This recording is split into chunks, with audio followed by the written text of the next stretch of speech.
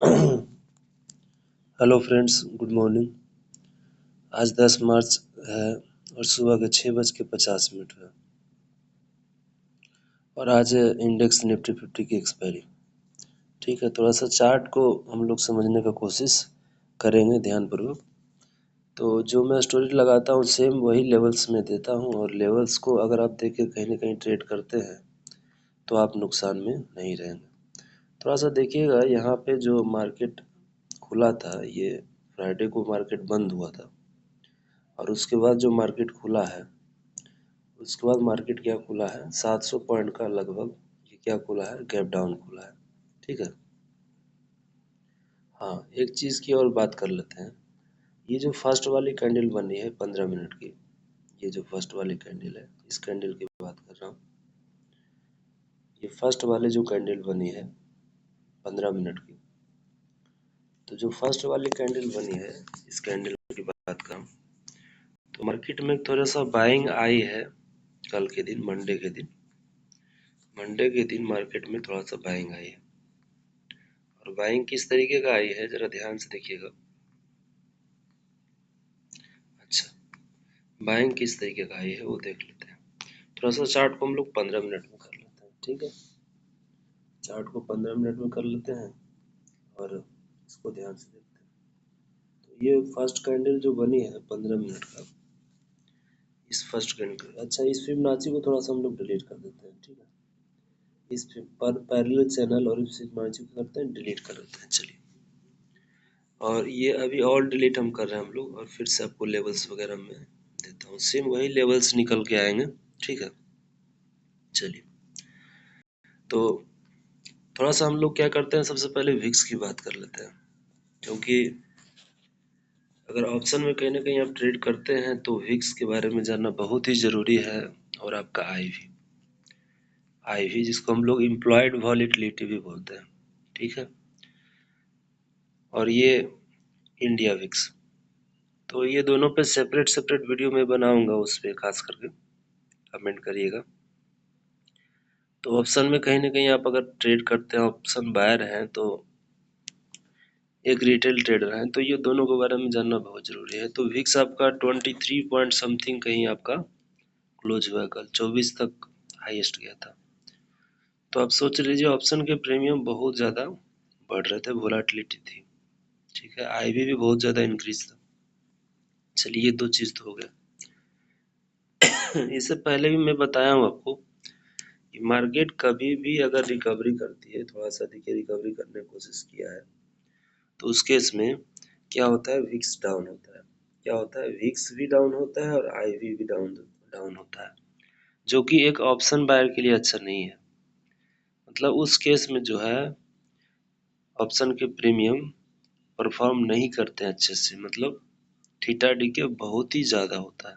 जैसा कि कल हुआ आपका 70-80% थीटा डीके आपका कल ही हो गया, और आज एक्सपायरी है, तो आज तो आपका जाना ही है, गलना ही उस प्रीमियम को। चलिए, कुछ हॉरिजॉन्टल लाइन और ट्रेड लाइन के हेल्प से, चलिए तो विक्स और आईवी की बात है।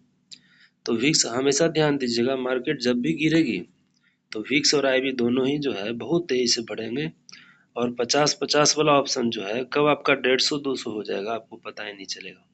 ठीक है, लेकिन मार्केट अगर रिकवरी करे, आप रिकवरी करें, उस समय क्या होता है कि कॉल के भी जो प्रीमियम है घटते हैं और पुट के भी घटते हैं। तो आप बोलिएगा सर अगर ऊपर जाएगा तो कॉल के प्रीमियम बढ़ेंगे, लेकिन उस रफ्तार में नहीं बढ़ेंगे। मार्केट अगर आपका 50 पॉइंट मूवमेंट करता है ऊपर आपके डायरेक्शन में, अगर आपका प्रीमियम 100 पे चल रहा है, हो सकता है तो 125 आपका होना चाहिए, डेल्टा अगर 0.5 आपका है, लेकिन आपका 110 115 हाईएस्ट जाएगा, उससे ज़्यादा नहीं जाएगा।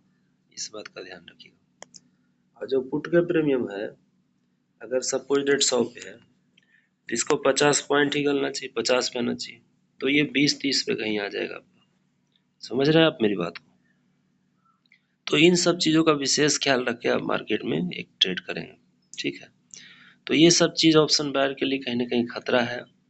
विक्स को समझना जरूरी है, इम्प्लॉयड वॉलेटिलिटी को समझना जरूरी है। हाँ, एक चीज़ और, ऑप्शन चेन का जो कल का डाटा था वो आप देखिएगा, तो वो पुट में क्या हुई, अनवाइंडिंग हुई है मतलब पुट सेलर जो है, पुट राइटर जो है अपने पोजीशन को कहीं ना कहीं स्क्वायर ऑफ कर रहे हैं, यानी पुट को बाय कर रहे हैं। इसका मतलब उन्हें लगता है कि मार्केट और भी गिर सकता है, ठीक है, ऐसा उन्हें लगता है कल का जो डाटा था, ठीक है।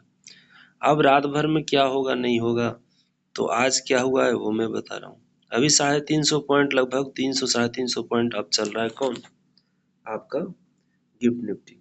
आपका गिफ्ट निफ्टी, या बोल सकते हैं आपका जो आपका SGX निफ्टी है, ठीक है, आपका कितना चल रहा है, 350 पॉइंट, लगभग 300 पॉइंट, 350 पॉइंट, 350 पॉइंट अब प्लस में चल रहा है।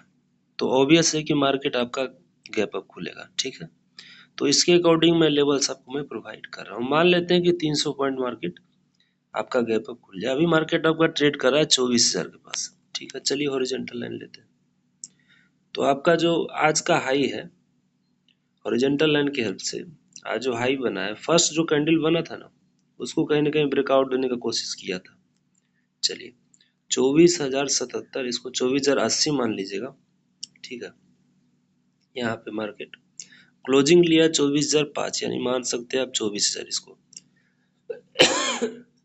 अब इसको ब्लू से क्यों मार्क किया है, 24,080 जो है और एक आपका है ये 24,000 वाला, ठीक है।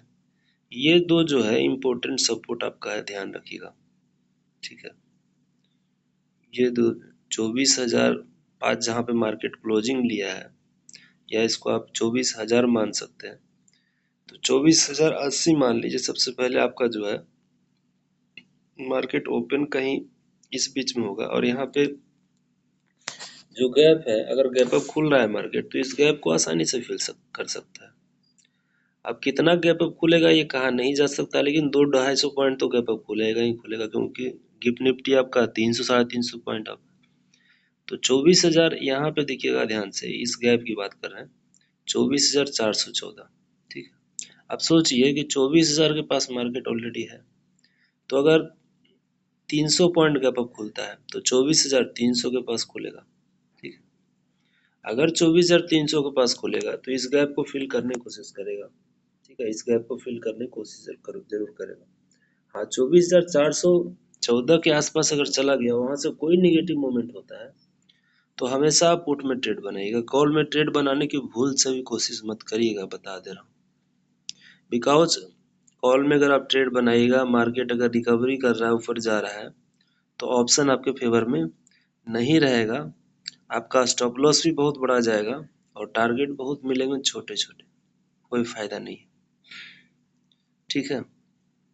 इन सब चीज़ों का ख्याल रखिएगा। मार्केट कब नीचे की तरफ रुख करता है, उसी समय विक्स जो है तेजी से बढ़ता है, और आईवी भी बढ़ता है, जो कि आपके लिए बहुत अच्छा है। आपका रिस्क छोटा होगा, आपका स्टॉप लॉस छोटा लगाएंगे, और आपका टारगेट जो है कहीं ना कहीं 2 गुना 4 गुना देगा ही देगा। तो वो चीज़ देखना है। चलिए, अच्छा, ये रिकवरी क्यों आया था, ये रिकवरी इसलिए आया था क्योंकि कहीं ना कहीं आपका ये रिलायंस जो है और आईटी सेक्टर का जो स्टॉक है, उसमें उनमें बाइंग आई थी, इसके वजह से ये रिकवरी थोड़ी सी आई थी। और जो फर्स्ट कैंडल का हाई था, उसको भी ब्रेकआउट करने की कोशिश किया था मार्केट, ठीक है। चलिए, तो इस गैप की बात कर ली, तो यही आपका मान लीजिए, एक और अगर मान सकते हैं, तो यहाँ पे अगर देख सकते हैं, तो ये भी आपका 24,304, ये भी आपका रेसिस्टेंस निकल के आ रहा है यहाँ पे, इसको रेड से मार्क कर देते हैं, ठीक है।